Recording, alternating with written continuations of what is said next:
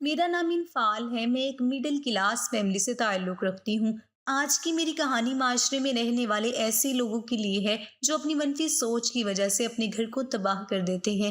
میری بھی زندگی کچھ ایسی مشکلات اور منفی لوگوں کے سرزد ہوئی تھی۔ کسی کو بھی بتائے بغیر ماجد اپنا چہرہ رومال سے چھپائے انفال کو اپنے ساتھ لیڈی ڈاکٹر کے پاس لایا تھا۔ کوئی اسے دیکھ نہ لے اس لیے بار بار اپنا رومال اپنے منہ پر صحیح کرتے وہ اپنی باری کا انتظار کرنے لگا۔ اس سے پہلے یہ بات سب کو پتہ چلتی وہ اس بدنامی کی وجہ کو ہی جڑ سے ختم کر دینا چاہتا تھا۔ محبت اس نے کر لی تھی لیکن اس گناہ کو کیسے قبول کر لیتا؟ نہیں، وہ اسے اس دنیا میں لانا ہی نہیں چاہتا تھا۔ ماجد 1000 بار اس سے پوچھ چکا تھا کہ یہ کس کا گناہ ہے، لیکن ہر بار کی طرح وہ رو کر ایک ہی رٹ لگاتی کہ یہ اس کا ہی بچہ ہے۔ اب وہ کوئی پاگل تو تھا نہیں جو اس کی بات پر آنکھیں بند کر کے یقین کر لیتا، جبکہ اس بات کا گواہ وہ خود تھا۔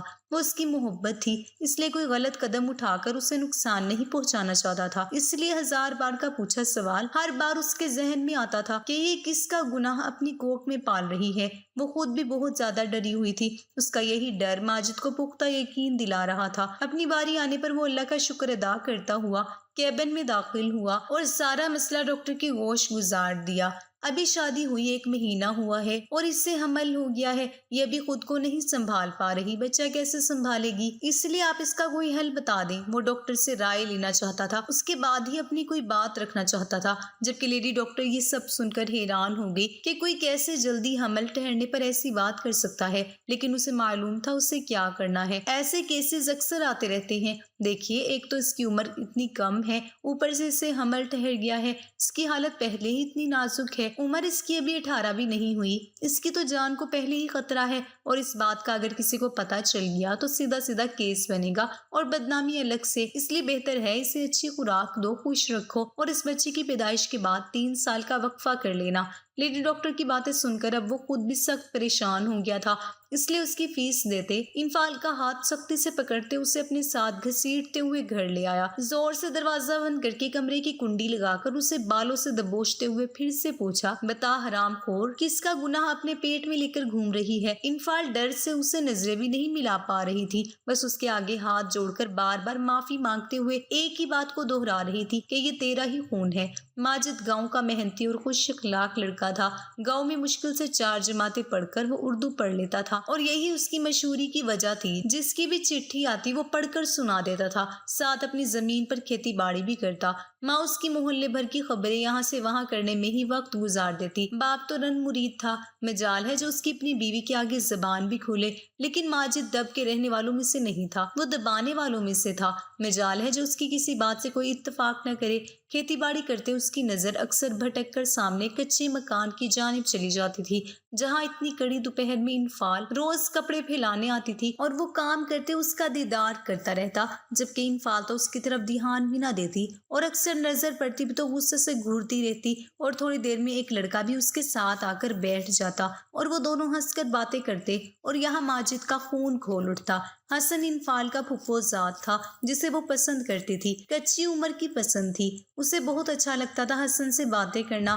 پچھلے 6 مہینوں سے یہ سلسلہ چل رہا تھا۔ ماجد کو تو انفال پہلی نظر میں ہی پسند آ گئی تھی اور اس کی ناک چڑھانے والی عادت اسے اس کی طرف مائل کر دیتی، لیکن پچھلے 1 مہینے سے اس کا یوں چھت پر بیٹھ کر اس لڑکے سے ہنس کر باتیں کرنا اور انفال کی نظروں میں پسندیدگی کے رنگ ماجد کو ایک فیصلہ لینے پر مجبور کر چکا تھا۔ اس نے فیصلہ بھی لے لیا تھا، اپنی ماں کو جا کر انفال کا بتایا اور اس کے گھر رشتہ بھیجنے کو کہا تھا۔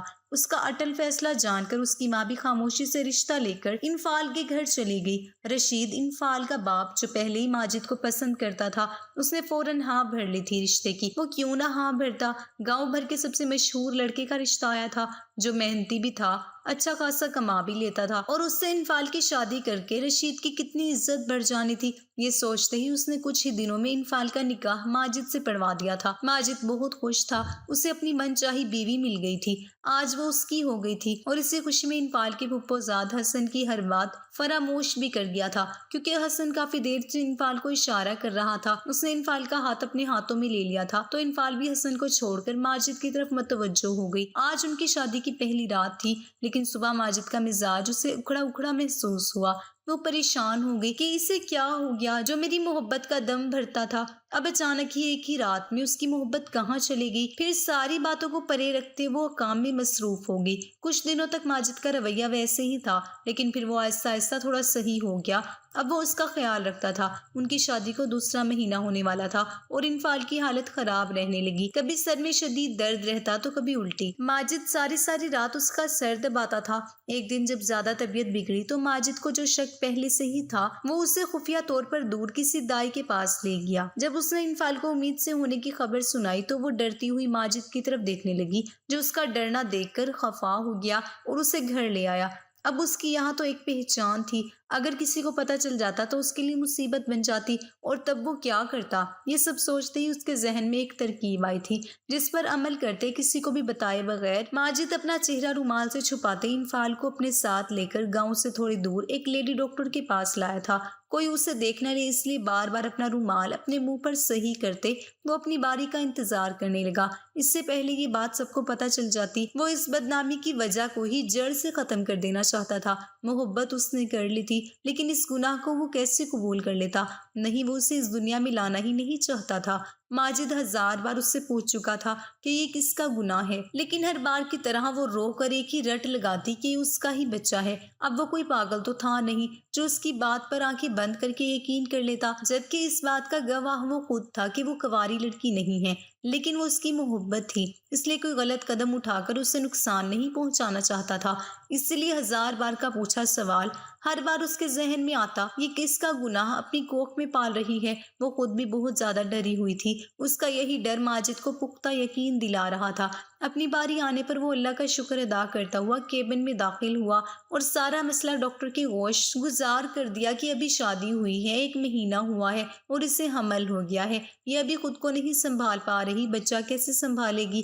اس لیے آپ اس کا کوئی حل بتا دیں۔ وہ ڈاکٹر سے رائے لینا چاہتا تھا، اس کے بعد ہی اپنی کوئی بات رکھنا چاہتا تھا، جبکہ ڈاکٹر یہ سب سن کر حیران ہو گئی کہ کوئی کیسے جلدی حمل ٹھہرنے پر ایسی بات کر سکتا ہے، لیکن اسے معلوم تھا اس سے کیا کرنا ہے۔ ایسے کیسز اکثر آتے رہتے تھے۔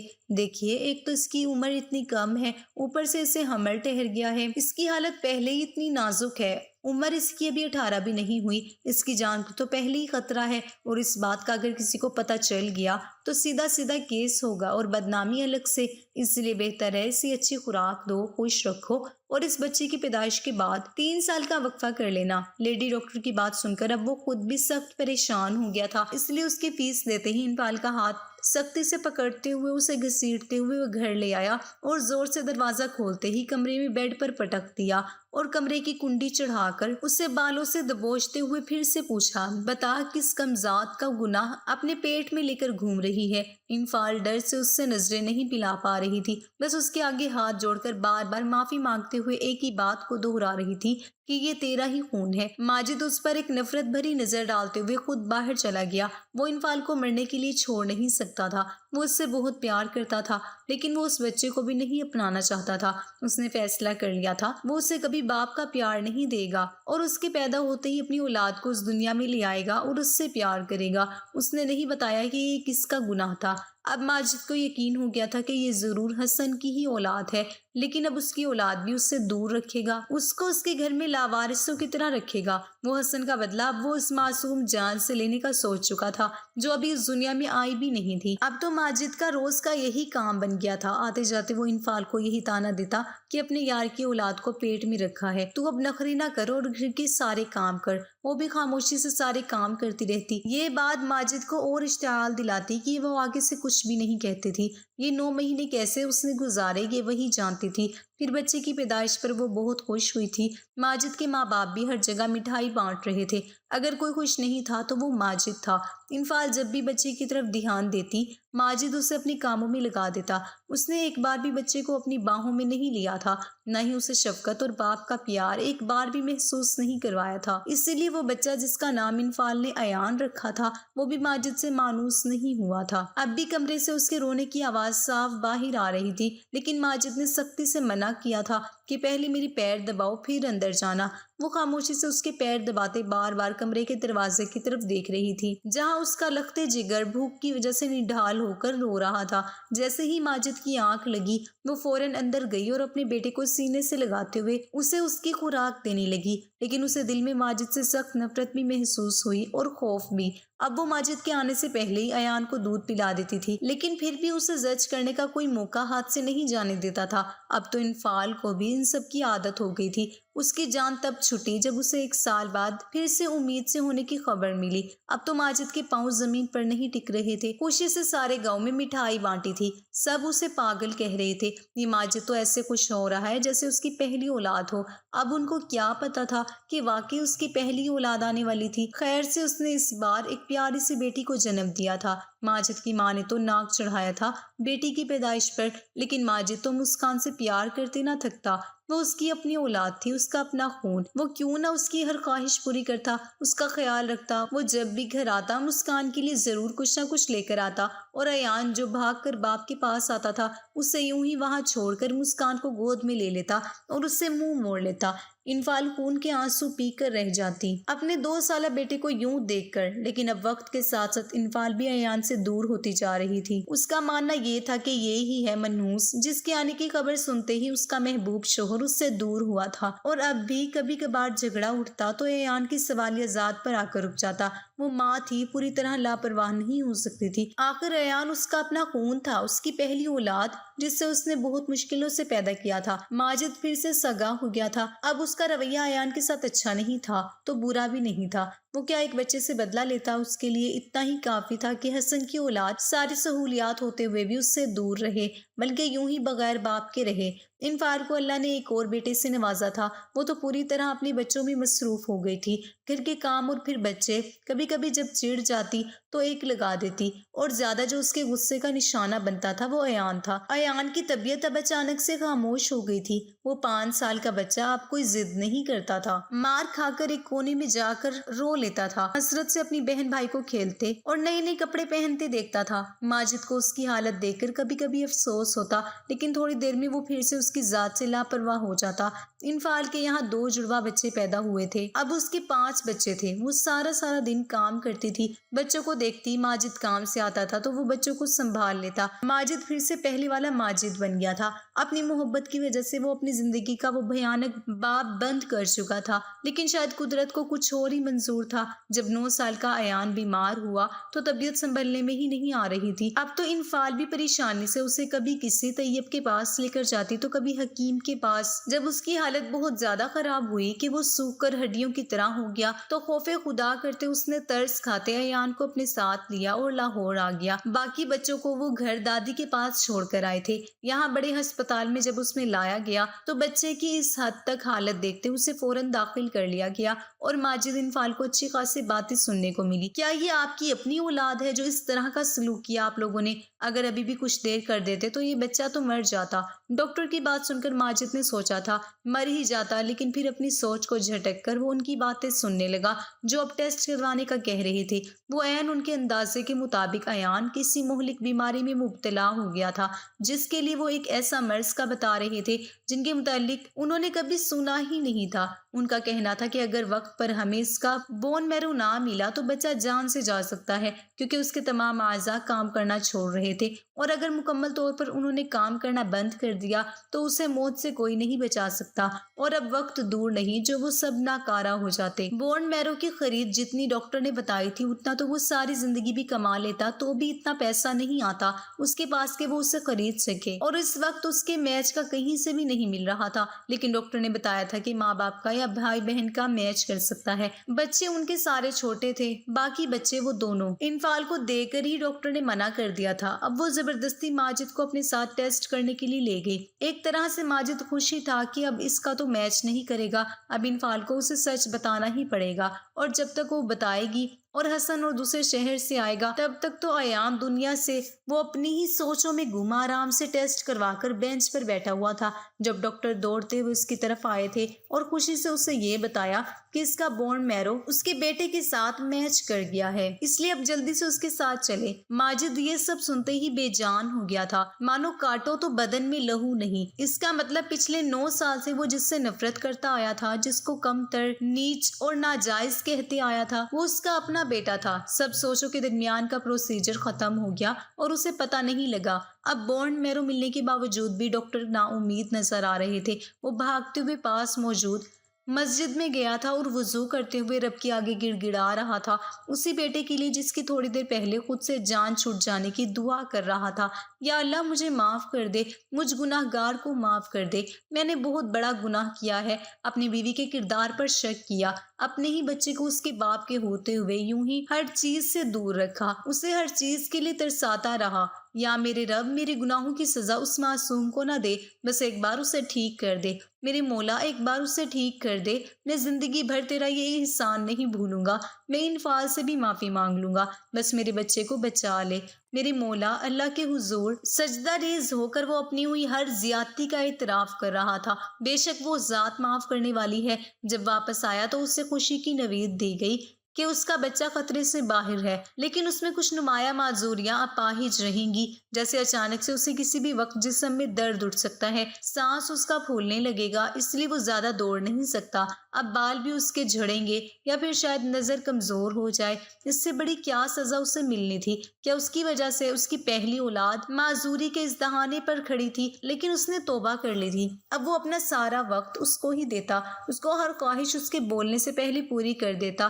ایان بھی اب پہلے کی طرح سب کے ساتھ بولنے لگا تھا، لیکن جب اس کی کھانسی شروع ہوتی تو اس کے آنسو نکل آتے، تھوڑی دیر بعد جب وہ نارمل ہوتا تو پھر سے مسکرا دیتا ہے، لیکن ماجد تو مسکرا بھی نہیں سکتا تھا، اس نے بے ساختہ اپنے لگتے جگر کو اپنے سینے سے لگا لیا تھا۔ انفال سے بھی وہ معافی مانگ چکا تھا، انفال نے بھی بتا دیا تھا کہ وہ حسن کو پسند ضرور کرتی تھی، لیکن تب کچی عمر تھی، اسے کچھ نہیں پتا تھا، لیکن جب تم سے شادی ہوئی تو میری زندگی میں بس تم ہی تھے، لیکن پھر ایک غلط فہمی کی وجہ سے سب برباد ہو گیا، اور یہ بات بھی ان کو ڈاکٹر کی وجہ سے ہی پتا لگی تھی کہ پہلی رات کا جو واقعہ ہوا تھا آج کل وہ بہت عام ہے، لڑکیاں بھی اچھل کود کرتی ہیں یا وزن اٹھاتی ہیں تو ان کا پردے بخارت ٹوٹ جاتا ہے۔ یہ سب سن کر ماجد کو اپنی سوچ پر بہت افسوس ہوا تھا، وہ انفال کے سامنے سخت شرمندہ تھا، لیکن اب بھی وہ یہی سوچ رہا تھا کہ آخر اس کے بیٹے کو یہ مہلک بیماری نہ ہوتی تو کیا اسے پتا لگتا کہ وہ اس کی اولاد ہے، اس سے یہ سوچ کر سخت پشیمانی ہوتی۔ ہماری ویڈیو اگر آپ کو پسند آئی ہے تو ضرور لائک کیجیے، اپنی رائے دینا چاہیں تو کمنٹس کیجیے،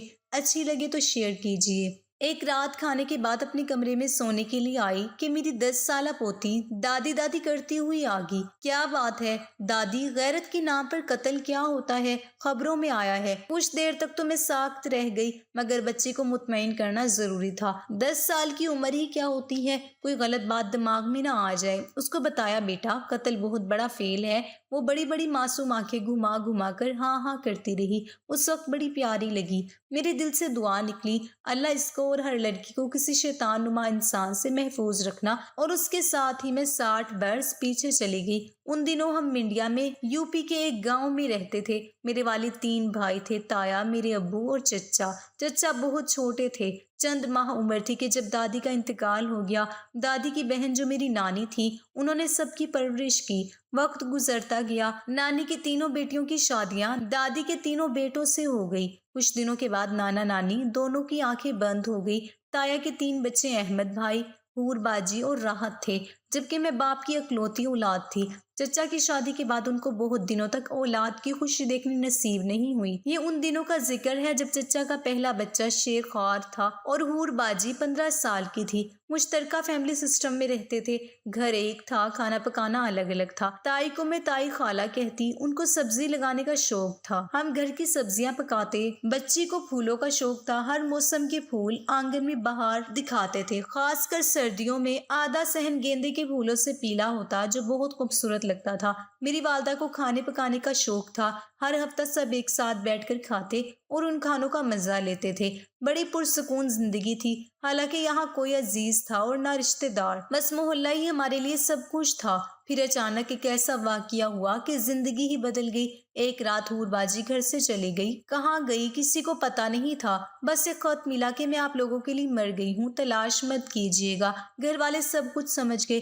تایا نے کمرے میں بلا کر ہم سب کو سمجھایا کہ اگر عزت چلی گئی سب کچھ چلا جائے گا، لہٰذا خاموش رہنا ہے۔ وہ بہت عقل مند تھے، یہ بات گھر سے باہر نہ نکالی، لیکن سارا گھر سکتے میں تھا۔ مردوں میں بات بند کمرے میں ہوئی۔ صبح سورج کی روشنی سے پہلے ہی تایا اور احمد بھائی شہر چلے گئے۔ احمد پڑھائی کے سلسلے میں شہر میں ہوتے تھے اور ان دنوں دیوالی کی چھٹی میں آئے ہوئے تھے۔ ہم نے سب کو بتا دیا کہ تایا کے ساتھ حور بانو شہر گئی ہیں۔ یہ بات سارے محلے کو بتا دی کہ اس بار احمد بھائی کے ساتھ تایا اپنی بیٹی حور بانو کو بھی شہر گھمانے لے گئے ہیں۔ بس اوپر والا ہی سب کے عیب ڈھانپتا ہے، پردے ڈالتا ہے۔ تیسرے دن گھر پر ٹیلی گرام آیا جو ہمارے پڑوسی نے اتفاق سے وصول کیا۔ اطلاع تھی کہ حور بانو ایکسیڈنٹ کے نتیجے میں فوت ہو گئی ہے اور مجبوراً شہر میں ہی تدفین کرنی پڑی ہے۔ پڑوسی نے محلے کے گھروں میں جا کر بتا دیا اور ہمارے گھر بھی گہرام مچ گیا۔ محلے دار تعزیت کو آئے اور ہمارے گھر والوں نے اشک بہائے۔ دل پر جبر کر کے زندہ اور گمشدہ حور باجی کا صوم اور 40واں کیا گیا، دنیا کو باور کرانے کے لیے کہ حور دنیا سے رخصت ہو گئی ہے۔ گھر میں ویرانی نے ڈیرا ڈال دیا۔ اس غم سے 2 ماہ بعد تایا بھی چلے گئے۔ گھر میں اور بھی زیادہ اداسی چھا گئی۔ تائی کو چپ لگ گئی، ہر طرف خاموشی چھا گئی۔ وقت آگے بڑھا اور راحت کی شادی ہو گئی۔ گھر میں خاموشی کچھ کم ہوئی۔ احمد بھائی جاب کے سلسلے میں شہر چلے گئے۔ میرا بھی رشتہ آ گیا اور شادی ہو گئی۔ جن سے شادی ہوئی ان کا نام ندیم تھا۔ ندیم آگرہ میں ایک اسکول ٹیچر تھے۔ کچھ دن سسرال میں رہ کر میں ان کے ساتھ آگرہ آ گئی۔ اس وقت کسی گاؤں کی لڑکی کا بڑے شہر جانا ایسا تھا جیسے آج کل امریکہ جانا۔ ہم اکثر تاج محل کی سیر کرتے تھے۔ روڈ پر بیٹھی ایک فقیرنی میں مجھے بہت کشش محسوس ہوتی تھی۔ چہرہ میں نے ٹھیک سے نہیں دیکھا تھا۔ کئی بار بھیک کے سکے اس کی پھیلی ہوئی چادر میں ڈالے تھے۔ ایک دن ہمت کر کے اس کے پاس بیٹھ گئی۔ اسے نظر اٹھا کر مجھے دیکھا اور برسوں کی پڑی گرد ایک طرف صاف ہو گئی۔ میں اچانک بول پڑی، حور باجی کیا یہ تم ہی ہو؟ انہوں نے نفی میں گردن ہلائی اور 2 موتی ان کی آنکھوں سے ٹپک گئے۔ میں نے اتنا ہی کہا تھا کہ یہ کیا ہوا؟ انہوں نے انگلی سے چپ کروا دیا۔ میرا شک یقین میں بدل گیا کہ ضرور کوئی ان کی نگرانی کر رہا ہے۔ گھر آ کر بہت پریشان تھی، کیا کروں، کس سے کہوں، کچھ عقل میں نہیں آ رہا تھا۔ میری پریشانی ندیم نے محسوس کر لی اور بڑے پیار سے پوچھا۔ میرے پاس ان کو بتانے کے علاوہ کوئی چارہ نہ تھا۔ شروع سے آخر تک سب بتا دیا۔ وہ بہت اچھے اور راز کو راز رکھنے والے تھے۔ انہوں نے اس معاملے کا پردہ رکھنے کا وعدہ کر لیا اور میرا ساتھ دیا کہ تنہا میں کچھ نہ کر سکتی تھی۔ اس کام کو کرنے کے لیے بڑے پاپڑ بیلنے پڑے۔ میں نے اپنے میکے کا سارا زیور بیچ کر 50,000 روپیہ دے دیا اور حور جن لوگوں کے قبضے میں تھی ان سے اسے واپس لے آئی۔ 50,000 بڑی رقم تھی۔ اپنے سارے سسرال اور محلے والوں کو بتایا، لاوارث عورت ہے، کام کرنے کے لیے لائی ہوں، اب ساتھ رہے گی۔ میکے میں سے کوئی ایسا تھا نہیں جو اتنی دور آتا۔ ایک احمد بھائی کے اوپر سارے گھر کی ذمہ داری تھی، وہ بہت مصروف تھے۔ میں نے حور باجی کا فی الحال کسی کو نہ بتایا۔ گھر لا کر حور باجی کو نہلایا اور اچھے کپڑے پہنائے، کھانا کھلا کر سلا دیا۔ جب آرام کر لیا اور سو کر اٹھی تو کچھ تازہ دم لگی، تب ان سے ان پر بیتی پوچھی۔ انہوں نے تمام رودات سنائی، بتایا کہ گاؤں کے ہی کسی گھر سے ان کا ایک اچھا رشتہ دار لڑکا آیا تھا، اس نے حور باجی کو دیکھا، چپکے ملنے ملانے کا سلسلہ چل نکلا اور گھر والوں کو کانوں کان خبر نہ ہوئی۔ اس نامراد عاشق نے اسے ورگلایا اور شہر لے آیا، یہاں ان کو بیچ دیا۔ مختلف ہاتھوں سے ہوتی جب ان کی حالت ابتر ہو گئی تو فٹ پاتھ پر رات کے کسی پہر پھینک گئی کہ مر گئی تو ہمارے ذمہ لگے گی۔ یوں یہ ابتر حالت میں فقیروں کے ہاتھ لگ گئی، انہوں نے دیکھ بھال کی، حالت بہتر ہو گئی تو وہ لوگ بھیک منگوانے لگے۔ وہ رو رو کر پروردگار سے معافی مانگتی تھی اور اپنوں سے ملانے کی دعا کرتی تھی۔ حور بانو میرے ساتھ رہنے لگی۔ ان کو لاوارث بتاتے ہوئے بڑی تکلیف ہوتی تھی، مگر مصلحت کا یہی تقاضا تھا۔ کام اور عبادت کے بعد ان کو صرف اپنی ماں سے ملنے کی آرزو تھی۔ وہ تائی خالہ کو ایک نظر دیکھنے کو بے قرار تھی۔ اس بار جب میں گاؤں گئی تو بڑی مشکل سے تائی اور والدہ کو اپنے ساتھ لانے میں کامیاب ہو گئی۔ حور باجی ان کے قریب نہیں آتی تھی، ان کی تڑپ کم ہو گئی، مگر معافی مانگنے کی حسرت پوری نہ ہو سکی۔ دور دور سے ماں کو دیکھتی تھی۔ کچھ وقت اور آگے بڑھا اور ہم 1972 میں کراچی آ گئے اور ہمارے ساتھ حور بھی آ گئی۔ جب لوگ نوکرانی کہہ کر تعریف کرتے، دل رو پڑتا تھا۔ قسمت نے ساتھ دیا، ہمارے میاں ترقی کرتے گئے اور یہاں ہم بہت اچھی زندگی گزارنے لگے۔ پاکستان آ کر قسمت بدل گئی، ہم دولت مندوں میں شمار ہونے لگے، بال بچے ہو گئے تھے، زندگی بہت مصروف تھی۔ اس دوران ایک بار بھی میں انڈیا نہ جا سکی، تاہم جب 1982 میں والدہ اور تائی بہت بیمار ہو گئی، احمد بھائی نے خط لکھا، ایک بار آ کر مل جاؤ، تو خط ملتے ہی ساتھ سفر کی تیاری شروع کر دی۔ اس دوران بچے بڑے ہو گئے تھے، حور باجی گھر میں تھی، بڑے گھر میں آ گئے تھے، لہٰذا باجی کا الگ کمرہ تھا، وہ صرف کام کرنے والوں کی نگراں تھی۔ میں 1 ماہ کی کوشش کے بعد انڈیا روانہ ہو گئی۔ وہاں تو بہت کچھ بدل چکا تھا۔ تائی خالہ نے اپنے انتقال سے 1 دن پہلے مجھے اپنے پاس بلا کر دعا دی اور کہا، تم نے حور کے ساتھ جو احسان کیا ہے، اللہ تم کو اس کا اجر دے گا اور دین و دنیا میں عزت پاؤ گی۔ میری آنکھوں کا سوال پڑھ کر کہا، میں ماں ہوں بیٹا، ماں جو اولاد کی خطا معاف کر دیتی ہے۔ کاش حور سے مل سکتی، لیکن اب دیر ہو چکی ہے۔ پھر کوئی بات نہیں کی۔ دوسرے دن وہ فوت ہو گئی۔ 1 ہفتے بعد میری والدہ بھی چلی گئی، ہم کو چھوڑ کر۔ دونوں بہنوں کی قریب قریب وفات ان کی محبت کی نشانی بن گئی۔ یہ دوہرا غم لے کر میں کراچی روانہ ہو گئی۔ جب حور باجی کو ان کی ماں کی وفات کا بتایا، مجھ سے لپٹ کر بہت روئی۔ اس کے بعد تو وہ خود کو اپنے کمرے تک محدود رکھتی تھی، جیسے ماں سے معافی طلب نہ کر سکنے کے باعث پچھتاوے کی ایک آگ میں دھیمے دھیمے سلگ رہی ہو۔ ماں ایسی ہستی کو کون بھلا سکتا ہے، لیکن جو اولاد بال بچوں والی ہو، بچوں کے فرائض میں کھو کر والدین مرحوم کے غم کو سہ جاتی ہیں، تاہم کبھی کبھی ان کی یاد ضرور پریشان کرتی ہے۔ لیکن حور باجی جیسی بیٹی کو تو لگتا تھا کہ والدین کے ساتھ یہ سب کر گزرنے کی سزا ملی، جو ایک لمحے کو والدین کو نہ بھلا سکی۔ اپنی ماں کی یاد نے تو اسے ایسے گھلانا شروع کر دیا تھا جیسے پانی میں نمک گھل جاتا ہے۔ ان کو ہلکا ہلکا بخار رہنے لگا تھا۔ روز صبح اٹھتی، جب میرے بچے اسکول چلے جاتے، وہ اپنے کمرے میں چلی جاتی، میں کلام کرتی تو مختصر جواب دیتی، کسی سے بات نہ کرتی تھی، جیسے ان کو بات کرنے سے بھی تکلیف ہوتی ہو۔ نہ جانے کیا سوچی تھی جو ان کو اندر ہی اندر کھا رہی تھی۔ عید آ گئی، گھر میں گہما گہمی ہو گئی، لیکن عید کے دن بھی وہ باہر نہ آئی۔ بچوں کو کھلانے پلانے کے بعد فارغ ہو کر جب ان کے کمرے میں گئی، وہ گرمی میں بھی کمبل اوڑھے سو رہی تھی، جیسے انہیں سردی لگ رہی ہو۔ میں نے آواز دی، حور باجی اٹھیے تو، آج عید کے دن کیا حلیہ بنا رکھا ہے۔ میں نے ان کو جگانے کے لیے 100 طرح کی باتیں گھڑ دی۔ وہ نہیں ہلی تو کمبل ان کے اوپر سے ہٹا دیا۔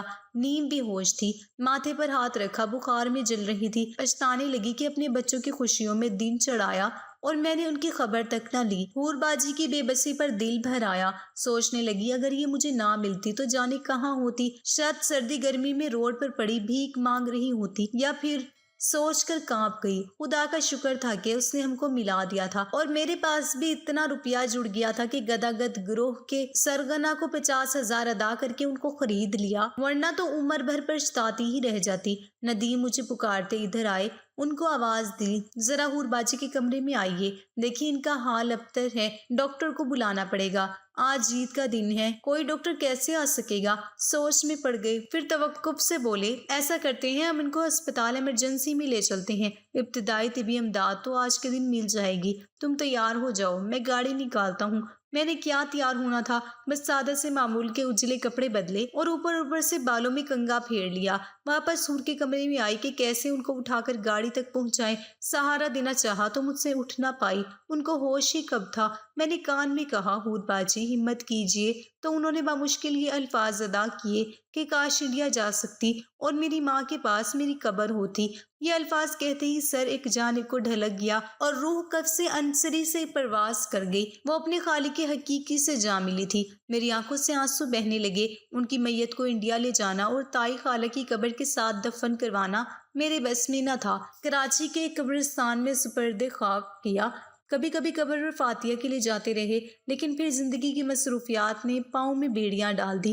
آج بھی اس کمرے میں جاتے ہوئے جی گھبراتا ہے جس میں وہ رہا کرتی تھی۔ حالانکہ اب یہ کمرہ میری پوتی کے استعمال میں ہے، مگر میں نے دیوار پر حور باجی کی تصویر ویسے ہی لگی رہنے دی ہے۔ یہ تصویر ان کے بچپن کی ہے، جب وہ 4 برس کی تھی اور اپنے والد کی گود میں عید کے روز یہ تصویر اتروائی تھی۔ یہ ان کے بچپن کا قیمتی اثاثہ تھا جس کو گھر سے بھاگتے وقت ساتھ لے گئی تھی اور ہمہ وقت اپنے پاس رکھتی تھی۔ زمانے جھیل کر اپنے پاس رکھتی تھی، زمانے نے اس کا سب کچھ چھین لیا، یہاں تک کہ زندگی بھی، لیکن ان کی یہ عزیز جاں فوٹو بھی اب تک موجود اور صحیح سلامت ہے۔ یہ تصویر بڑی خوبصورت ہے، جس میں وہ ایک معصوم فرشتہ کی مانند گڑیا لگ رہی ہیں۔ حور باجی واقعی تم مثل حور تھی، مگر تم کو کسی شیطانی ہاتھ نے دلدل میں پھینک دیا۔